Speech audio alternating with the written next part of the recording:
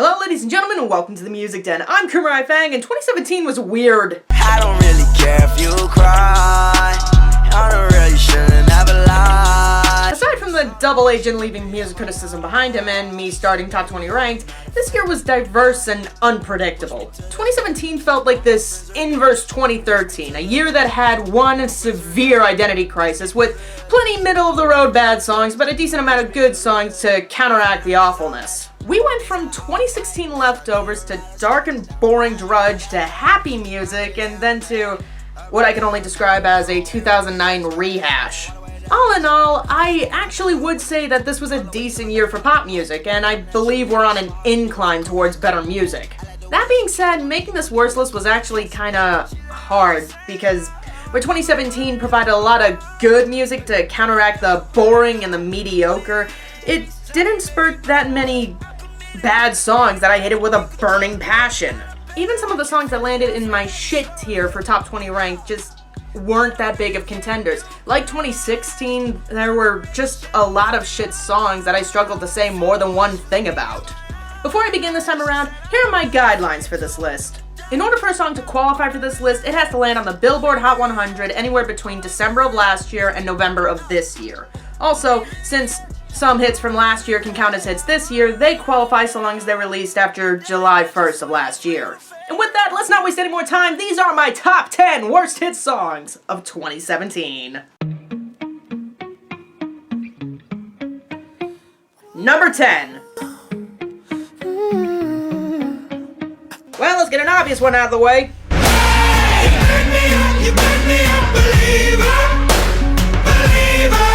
I've talked about this song too much. If you follow me at all, then you already know my main gripes with this noisy dirtbag of a song.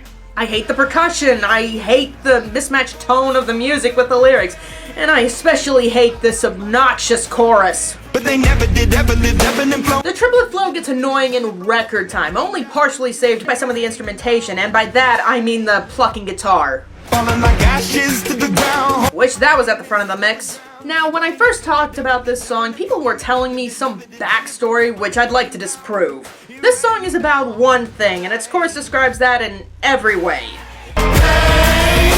Either way, a song's content doesn't automatically make the musical elements good. I listen to music for the sake of music, and if it hurts my ears, it's nowhere close to that. You've been running around, throwing that dirt all on my name. Number 9. I knew that I'd call you up. I rarely turn against songs like this one. Usually because they're harmless and inoffensive enough to where I can say, this sucks, but there's still worse out there. And where that's definitely true here, just no. I knew I loved you then, but you'd never know, 'cause I played. Harmless and inoffensive can only get you so far. Say You Won't Let Go holds the record for quickest song to turn in my favor. Back in April, I called it decent. Back in July, I called it mediocre. And by October, it was shit. Through and through. I can't stand this. In the summer, I called this background music, which was only half right. The first half of the song is background music, then the second chorus shows up to ruin everything. Darling, your love is more than worth its weight in gold. Dude, enunciate. You sound like a 2-year-old. Actually, Arthur's enunciation is a problem throughout the entire song. The second chorus sucks because of every musical element that comes in to make this sound sweet and romantic. There's a list of them, but one in particular drives me up the fucking wall. There, that tambourine, that just needs to die. I hate it, and what little immersion this song can pull off is destroyed the second I hear it. That aside, this song is not a masterpiece, especially on the lyrical side of things. It's basic mush, Arthur promising this girl that he'd always be there so long as she vows not to let go of what, I don't know, but that chorus is so smug. I knew I loved you then, but you'd never know, 'cause I played it cool and I was scared of letting go. Yeah, baby, I was so scared of letting go. But I played it too cool for you to notice. I know I needed you, but I never showed. That's a bit counterproductive, don't you think? I know, this may just be a passionate confession, but not acknowledging or showing interest in your lover just to sound smooth flat out doesn't work. She could have dated somebody else in that time frame. This is just picking apart the first chorus. The verses aren't much better. The first verse is telling this girl how he fell for her, which is serviceable. I've heard better and I've also heard worse. The second verse, on the other hand, is cheesy as all hell. I'll wake you up with some breakfast in bed. And I don't buy any of it. But that's nothing in comparison to the final verse or the bridge. It takes it to a whole new level. I wanna live with you, even when we're ghosts. All that does is make me uncomfortable, which is not helped when the chorus comes back, with Arthur's worst pronunciation throughout the entire song. I promise till death we part. And the fact he ends the song by saying, "So I wrote this song for you, now everybody knows that it's just me and you until we're gray and old," is just so annoying. It's more like he's bragging about how good he and his girl have it, which makes the sentiment of the song sound fake as fuck. Especially when he goes back to saying, "Just say you won't let go." Are we done here? I know that dress is karma, perfume regret. Number 8. Me thinking about when you were mine. Once I was 7 years old, my mama told me. In each half of a top 10 list, there's always one rank that's just forgettable compared to the other ranks. In the lower half of these lists, the rank is number 8. I know this because I didn't even remember that 7 Years by Lucas Graham was my number 8 on last year's worst list until I went to rewatch it. In that regard, I think it only fitting that Lucas Graham got that spot.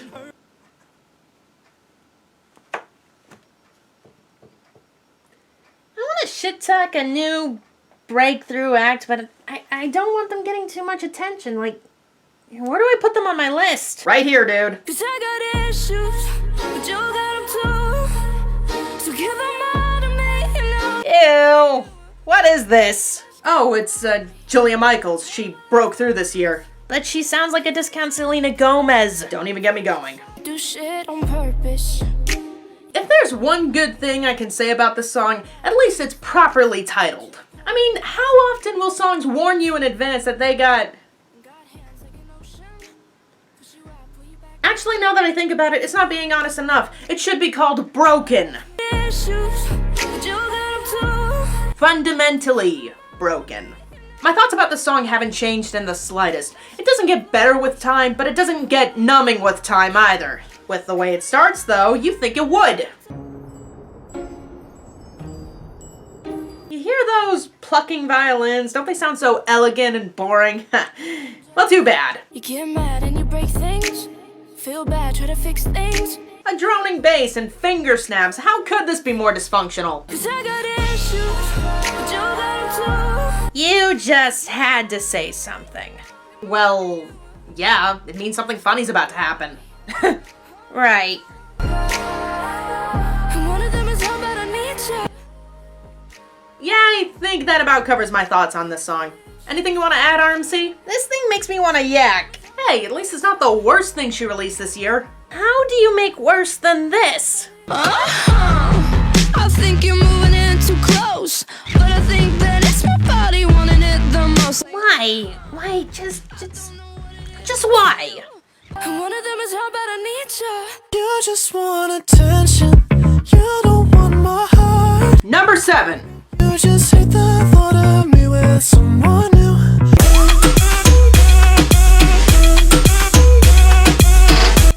Mi Gente didn't make the list. Actually, since making top 20 ranks for fall, it's risen in my opinion. My main problem with the song has always boiled down to the dying goat. Everything else in the song now ranges from mediocre to passable. Even then though, it's kinda weird to see how much the song has risen in my opinion. Before Fall Top 20 ranked, I only heard this song 5 times, and I thought it was complete shit. After editing the video, I heard it 3 more times and thought, it's pretty bad, but I can see why some people like it. 2 weeks after releasing the video, and I don't know whether to rank it as meh or decent. This next song, however, has almost the complete opposite history with me. First 5 times I heard it, I thought it was serviceable. 3 listens after that, I thought it was annoying, but had enough redeeming merits to rank it as a bad song for Top 20 Ranked. And 2 weeks after releasing that video, I never wanted to hear the song again. Yeah, you're looking at the truth, the money never lie. No, I'm the one, yeah, I'm the one. Apologies to James Arthur, this song is the quickest one that turned in my favor because, God, that main beat is annoying. At least with Me Gente, I can ignore the dying goat. These vocal samples sound like a mewling baby, and they don't sound much better with these 50s heart and soul chords that compose the main beat.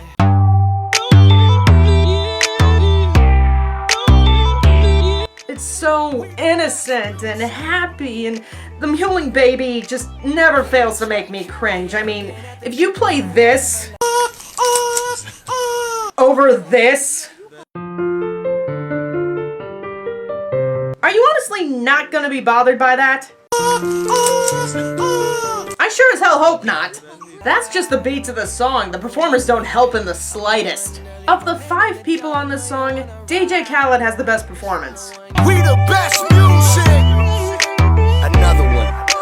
DJ Khaled. Yeah, that's the best part of the song. The rest is just awful. She beat her face up with that new Chanel. I said in the past that Chance the Rapper sounded like a discount of Quavo, which was taking it a bit far. I'll give you that, because when you compare You and Your Girl to Bonnie and Clyde, Modern day Bonnie and Clyde, what they named us. Cause when we pull up, all angles. it's kind of hard to top that. Quavo doesn't do much else besides reference other Migos songs, which is nothing new for him, really. Chance the Rapper having fun isn't anything new either, but there are a few problems with his verse here, and not just because of the lyrics. She like the price, she see the ice and make her coochie melt. No, it's a bit worse than that. I first heard him on Church by BJ the Chicago Kid, and going from that to Juices and even Angels, I got caught up with a little thing, couldn't stop me, but it slowed me though. I was more than on board. Chance is just a lot of fun to listen to. And that's just my problem with him here.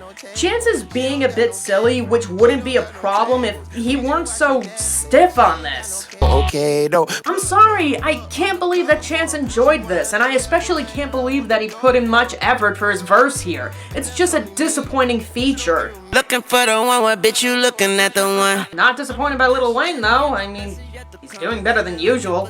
Don't make me catch a body, that's for any and everybody. I'm actually tempted to say that he's doing better than Chance is. Actually, scrap that. Wayne is the best rapper on this entire song. Honestly, that's just hard for me to even stomach. Not just because I prefer Chance, but because Wayne really gets off topic on this song. For the record, I know Colin when that ball was spinning records. What really got old about this, though, was Justin Bieber. Yeah, you're looking at the truth, the money never lie, no. I mean, he's handling the hook just fine. It's about as passionless of a performance as I expect now, but I got sick of hearing him far more quickly than the others. You see, the hook is composed of whatever drum effect they used to compose the main beat, and then they decided to add in sprinkles of the mewling baby. Hear you sick of all those other imitators. Which is uncomfortable enough, but then we get the drop that adds in hi-hats from a drum machine and Justin Bieber's ad-libs. I'm the one. It gets annoying real quick, but the worst part about Justin Bieber is at the outro. Don't you know, girl? Don't you know, girl? I am the one for you. In the last drop, they add multi-tracking to Bieber's vocals, which I don't think I'd mind if it weren't for this outro. If the rest of this song makes me cringe, then this one 23-second outro makes my skin crawl. Its only purpose is to make the song longer. It grates on my ears, and they throw the mewling baby in there more than they did on the hook. Get this out of here. I am the one for you. I'm the one. Yeah, I'm the one. Baby, another way, right here, standing face to face. Number 6. Already know that you won. Oh. That girl is a real crowd, please. Small world, all her friends know of me. At the beginning of the year, the #1 song in the country was Black Beatles by Ray Shremmerd featuring Gucci Mane, and I gotta say, for them, it's actually pretty solid. Mike Will made has stepped up his production game, and Sway Lee got to present his ability as a competent singer. It's a pretty good tune, so long as you don't care about the lyrics and can drown out the other two. So clearly, if Ray Shremmer could pull this off, they must have better songs in their arsenal. Obviously, since this was so masterful, the public thought that they must have more good songs up their sleeves. It's perfectly right to assume. Yeah, not right. Know some young niggas like to sway.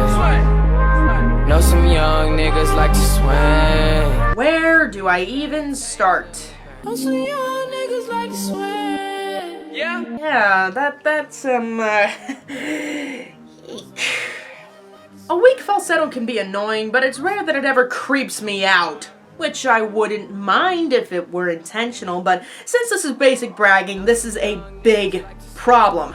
Hop out, drop top, fuck your talking, I need it right now. You guys remember how I said I liked Sway Lee as a vocalist when I talked about Unforgettable? Yeah, I'm starting to question my judgment on that.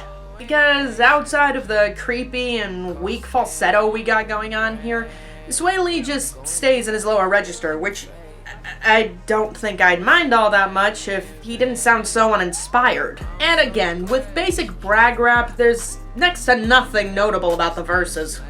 Young niggas from the bottom. The other guy, I don't care enough to learn his name, is barely on the song. He feels more like a guest feature than anything.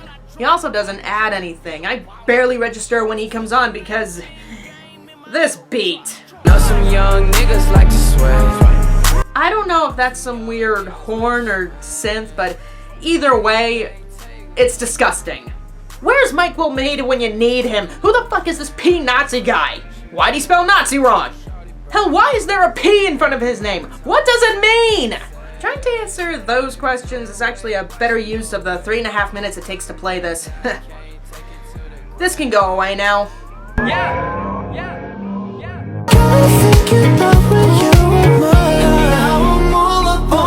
Number 5! I'm about to get very blunt and possibly a bit emotional on this next one. There's no room for joking when it comes to this. Because as I said with Imagine Dragons, a song's content doesn't make the musical elements automatically good. However, a song's content can also put it under fire real quick. And after a few months, this one has finally wore out its welcome. I've been on the low, I've been taking my time. I feel like I'm out of my mind. It feel like my life. Back when I ranked this for fall, I committed a critic sin. For me, the music was too bland and uninteresting for me to care much about the content. I didn't even look up the lyrics, I just glanced at the general idea and gave it a pass. Since looking at the lyrics and hearing them over this studio-driven, faux-happy beat, I got mad because I came to realize that none of the artists involved in this song have any idea what they're talking about. Logic first and foremost. Who can relate? Woo! First of all, moments like this one sound way too happy for them to sound like they came out of a depressed person's mouth. It sounds like a celebration of being unable to relate to anyone, not a cry for help. And yet, it manages to be one of the least offensive parts about the song. I've been praying for somebody to save me, no one's heroic. This is where the writing begins to piss me off. Where having people to help you is important, having those people around doesn't fix you. When going through depression, friends and loved ones are great for supporting you through everything, but overcoming the feeling is a completely different battle. There's not a single person out there who can just make it all go away. Which isn't good, because Illogical over here hammers that stereotype in more when he says this. Ain't nobody calling my phone. Where you been? Where you at? What's on your mind? Which can be a contributing factor, I'll give you that, but the presence of people doesn't guarantee that you'll feel better. When I was in middle school, I suffered a bout of depression that no one in my family could fix. At that point, I wanted to stay in my room in my safe little bubble rather than spend time with my own siblings. Mind you, none of them did anything to deserve to be shunned the way they were. I just felt so scared and worthless that I just didn't want to leave the comfort of my little shell. I never had a place to call my own. I never had a home. Say every life precious, but nobody care about mine. These are flat out stereotypes. Can they be a problem? Absolutely, but that's not usually the case. Several depressed people have a home that they feel safe coming back to and have people that care about them. Even if home isn't safe, most depressed people I've met have always tried to find little safe havens for themselves. And once again, having people who care about you doesn't automatically fix you.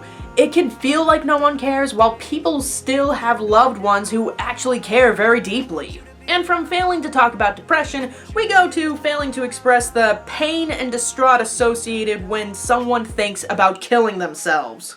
I've been on the low, I've been taking my time. Taking your time? With what?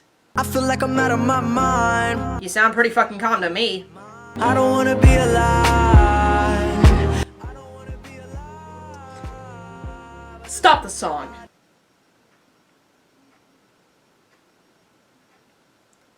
Guys, during that bout of depression I mentioned earlier during middle school, I started having nightmares where I would wake up, go to my kitchen, grab one of my dad's chef knives, and stab myself with it.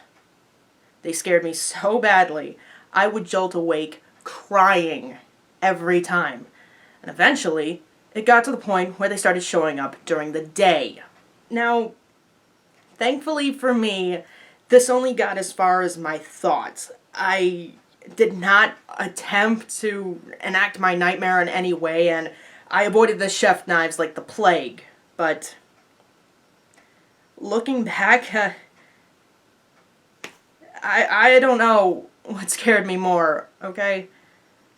The fact that I imagined it at all, or the fact that I was starting to consider killing myself as a rational idea. At this point in my life, I was conflicted between wanting to live and wanting to just end the pain. That's just thinking about suicide, okay? What logic is doing here is painting a picture, or trying to paint a picture, I should say, of someone who is just getting ready to attempt killing themselves, which I can only imagine is 100 times worse than what I went through. The sheer lack of emotional depth on this monotonous, cringy chorus is anger-inducing. If this is the caller saying how much he wants to die, that he's on the edge of doing it, then he should convey more instability, more fear, more fucking pain. Come on! That's just logic. The features don't make it any better. It's the very first breath when your head's been drowning. Yeah, Miss Garcia You're Beautiful can get things wrong too. Oh, and whoever helped her write lines like this one, Chest to chest with the lover. know this. If my 13-year-old self heard that, I would have put the knife to my chest. I wish I was exaggerating when I said that. I actually thought having a relationship would help take the pain away, and I felt hopeless at ever getting one. This is not something you say to someone who's suicidal. Is holding on though the road's known. Seeing light in the darkest. I've done the research, not how the hotline works. The National Suicide Hotline is manned by trained professionals that will sometimes redirect you to another trained professional that is specifically towards your issue that you're experiencing. They wouldn't give you easy metaphors and tell you you need to feel like you have a lover with you. Just to add to the lack of research that went into this, Pain don't hurt the same, I know. now, Khalid's part is the least offensive of the three here, not gonna lie. Having it, though, does convey this idea that the hotline can somehow fix you, and that's just not the case. The hotline, like family and friends who care about you, and even the music you listen to, is just another form of emotional support. Getting through depression is a rough climb, but it's still a climb that you have to make, and that's clearly something that nobody involved in this understood. I don't even wanna die anymore.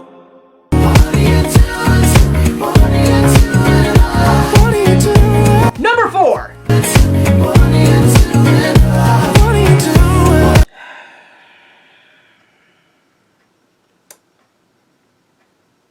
Hey RMC! Leave me alone, Kumerai. I'm busy losing my faith in humanity over here. Over Julia Michaels? She's not worth that much. Besides, I thought you wanted to learn more about forgettable ranks on a top 10 list.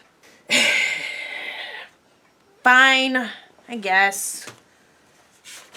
I don't wanna know who's taking you home.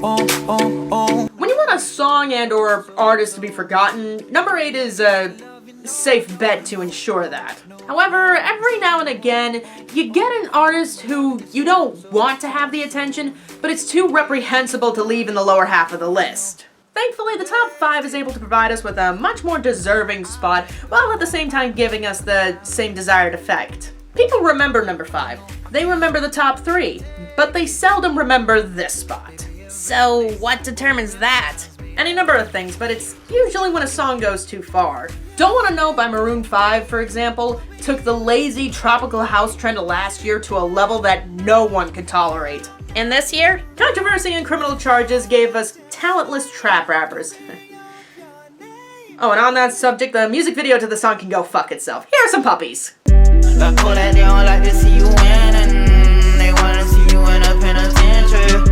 Okay, RMC, review the content of the song while I talk about the production. Why? I'm educating you. That's why.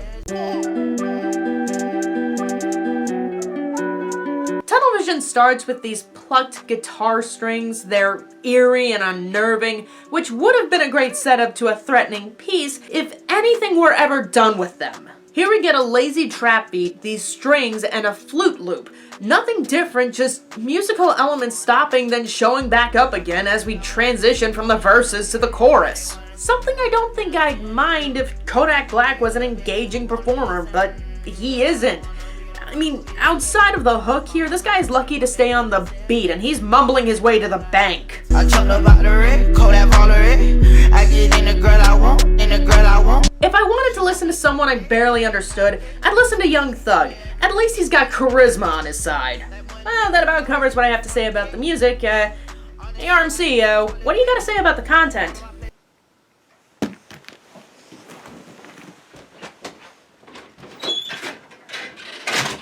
Well said. Moving on. I know that trust is karma, perfume regret. Number 3. Think about when you were mine.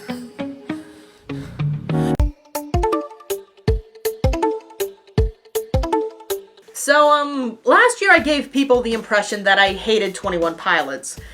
That's just not true. I hate Ride, I hate some of their other songs, but as far as singles are concerned, they actually do pretty good there.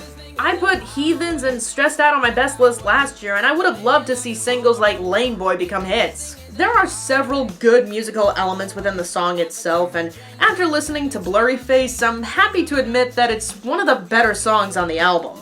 I could go in detail on why this song is so good, but we'd be here for too long. But, do you want to know one thing I really like about it? They just say it's your lane, boy, and we go where we want to. They think this thing is a highway. I like the way Tyler uses words like lane and highway as symbols because when he uses them, they actually make fucking sense. Body like a back road, driving with my eyes closed. I know every. Number 1 on the country charts for 34 weeks. Really, America? Got a girl from the south side, got braids in her hair. Okay, I think everyone's come to agree that the lyrics to the song are terrible. Aside from the imagery that really doesn't make sense, there's just a multitude of lines that make me confused. First time I seen her walk by, man, I about fell about my chair. Why? I mean, this is a specific detail for when you first saw this girl. I mean,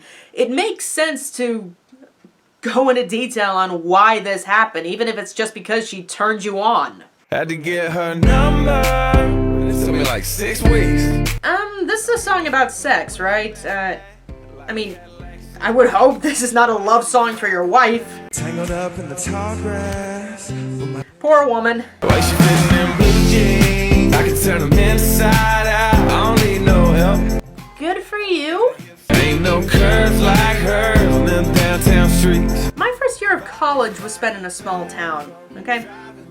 There's no such thing as a downtown there.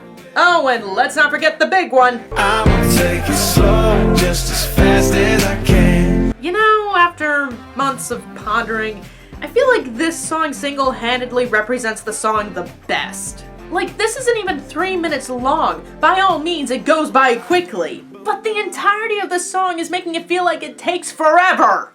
Which brings us to the music. It kinda sucks. The main beat is composed of finger snaps, gang vocals, a drum machine that's later replaced with actual drums, and a guitar effect that I would call plastic if I thought it deserved that level of dignity. But you want to know what gets to me about that last one there?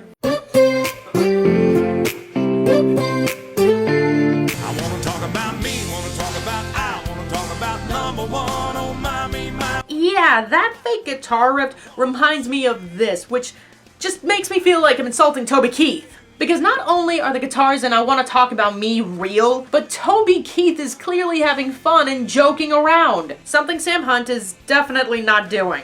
Body like a back road, driving with my eyes closed. Even if my top two weren't my top two, I still think the song would be my number 3 because Sam Hunt sounds incredibly unaware of how badly written this is. Doesn't excuse it for existing, but I think it'd be worse if he had any form of awareness while he was singing. You just want attention, you don't want my heart. Number 2! You just hit the thought of me with someone new. Cause I don't need no front. I don't need no. You couldn't let her have it, could you? You could not let Nicki Minaj have a comeback hit of her own. You decided that her giving some effort wasn't good enough. You told Nicki Minaj that you didn't even want her to try! I tell all my hoes, rake it up, break it down, bag it up. And I wish I was kidding about that last part. Brought out the pink Lamborghini just to race with China. This is, quite literally, the worst Nicki Minaj verse I've ever heard. Compare this to Only and Hey Mama. Her performances on those were Grammy-worthy when you put it next to this. She rhymes China with itself 3 times, then with vagina, then with China again. Although at least I can say that she was being honest with us here. I'ma go stupid and be a tits on it. Which is more than what I can say for Yo Gotti, and no, it's not just for the bleed once a month line. They should bleed once a month, could deal with these bitches. Though it definitely doesn't help, I'm one to think that certain functions of the human body should be kept out of songs just for the imagery alone. Congrats on making a worse lyric than Sam Hunt, though. Yo Gotti is trying to pull off the image of being a pimp throughout this song. We won't never write no statement, we ain't showing up in court. But if you pay attention to what he says, you'll quickly realize that he's actually the John. I made love to a stripper, first I had to tip her. Pay for the cock tease and then pay for the sex. You sound like you spend more than you collect. All that pillow talking, nigga, dealt with the hoes do. Yeah, don't you know any better? Take example from me. Pay the bitch up front and then fuck her in the alley. She said pay for the pussy, pay for the pussy. Hey, wait for the pussy, wait for the pussy. Ask God to forgive me, cause I pray for the...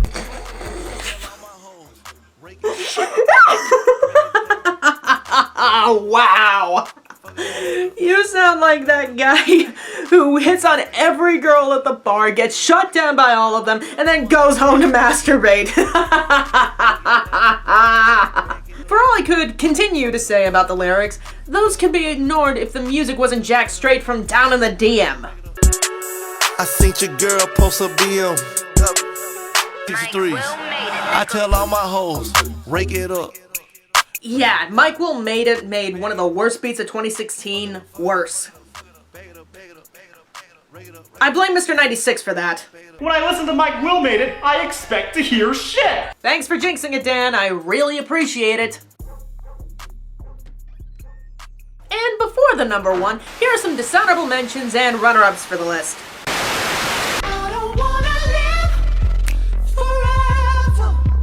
As much as I hated the previous 50 Shades soundtrack, at least the hits from that album felt like they had structure. This is just a mishmash of musical ideas.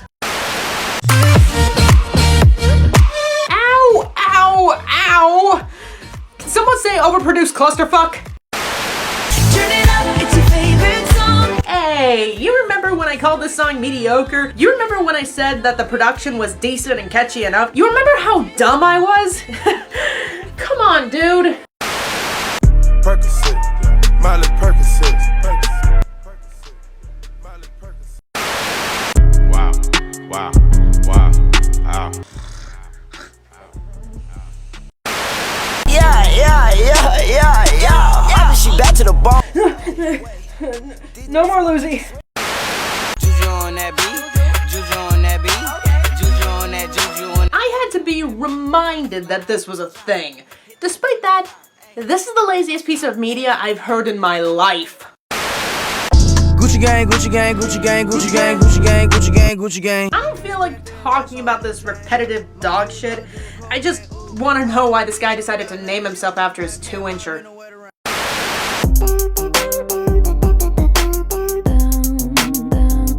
Why did these guys make a discount version of gold? No, seriously, why?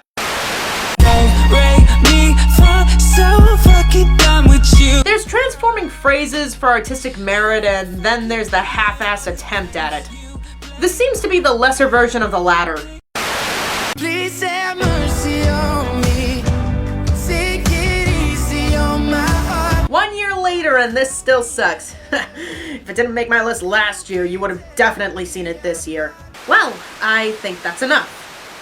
Back to the list. Number 1.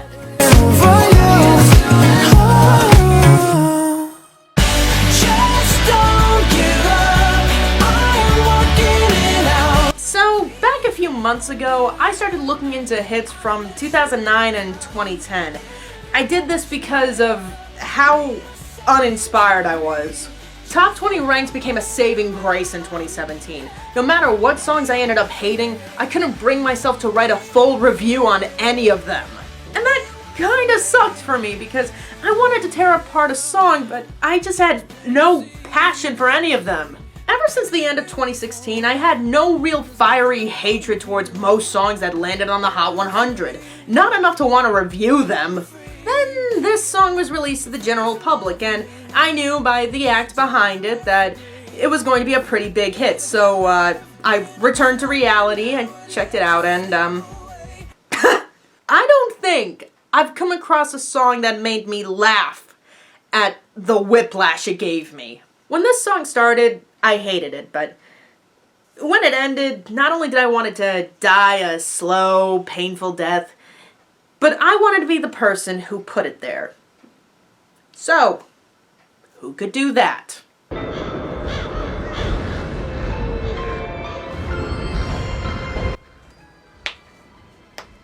I've been waiting months for this.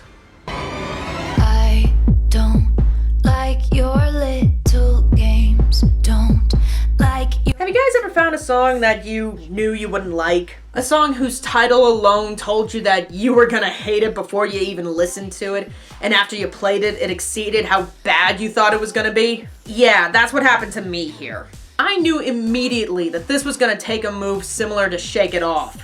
But at least Shake It Off is a mostly cohesive song, whereas Look What You Made Me Do sounds like not 1, not 2, but 5 songs put together. I don't like your, but I got smarter, I got harder. Oh, look what you made me do. The world moves on another day and On the subject of Shake It Off, I never thought I'd miss the rap verse from that song because, shit. but not for me, not for me. All I think about is karma. And I called No Promises an overproduced clusterfuck.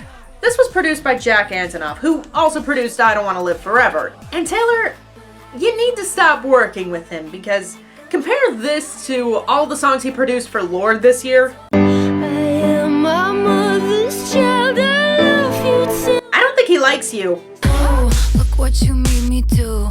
Look what you made me do. Honestly, that's just the tip of the iceberg for me because this song manages to remind me of the last disjointed hit I heard. And what song was that? If I was you, I'd wanna be me too. This was the first thing I thought of when I first heard Look What You Made Me Do. I mean, both songs go out of their way to tell their audience what the singer thinks they think of them, and both are totally off the mark. I wasn't surprised when I started drawing similarities between them, but even then it was still weird to see. I mean, they both start off sounding decent.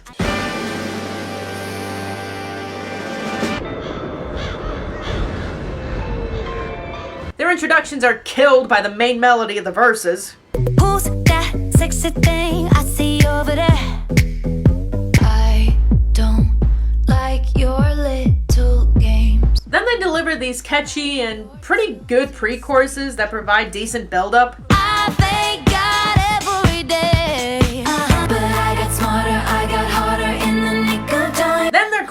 come in, destroying the build-up they just created while also being contained of only one line. Not to mention their drops are both grating, Taylor somehow being worse because it's what creates the beat to her chorus. If I was you, I'd wanna be me too. I'd wanna be me too. Look what you made me do. Look what you made me do. Look what you just made me do. Look what you just made me do. And the build-up to their final choruses are both equally underwhelming. I thank God every day. I'll be the actress starring in your bad dreams. Those similarities are horrifying, but what's even more horrifying is that Me Too is the better song. Let me repeat that. The #1 most hated song of 2016, the song that most everyone agrees is the worst single Meghan Trainor's ever released, that song is better than Taylor's biggest hit of the year. Think about that.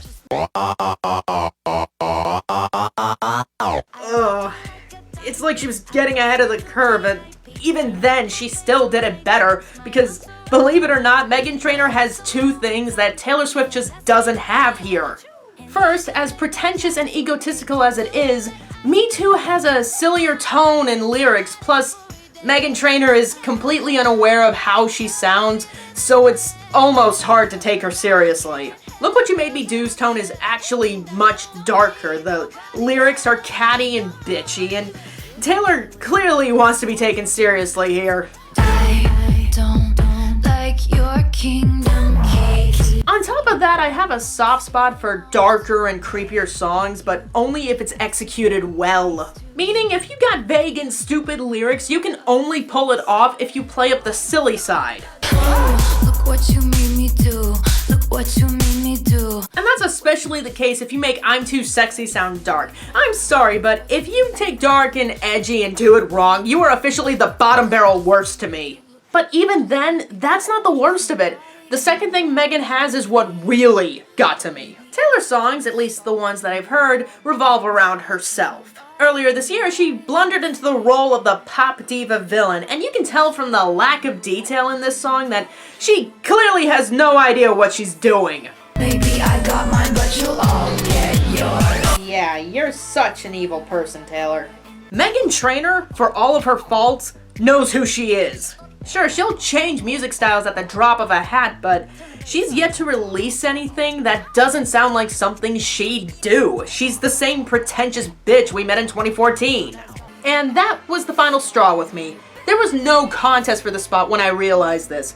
Good thing too, because up until Taylor Swift, I was nervous that my #1 worst hit song was gonna be something I'd regret 2-3 months down the line. Now I feel like I can look back a year or two from now and still believe I made the right choice. How fitting that the person who topped the worst hit songs list for a year suffering from identity crisis was going through the biggest identity crisis, quite possibly of her entire career.